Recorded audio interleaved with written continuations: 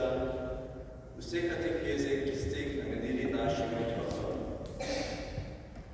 Zapomnili pa se vas bomo tudi po hitri, navadni vožnji po naših ozkih in zavitih cestah.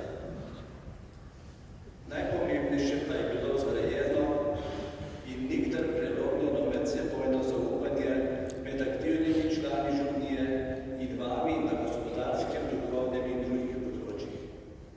S tem je župnija izkoristila svoje potenciale in smo skupaj izpeljali velike projekte, kot so nove orgle v hladni cerkvi in obnovljeni oltarji na podružnici v Hlevnem vrhu.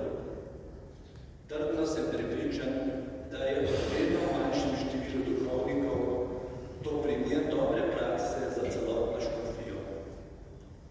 Ob nepričakovanem in hitrem slovesu vam obljubljamo, da bomo še naprej poskušali ohraniti našo skupnost. Se vas blago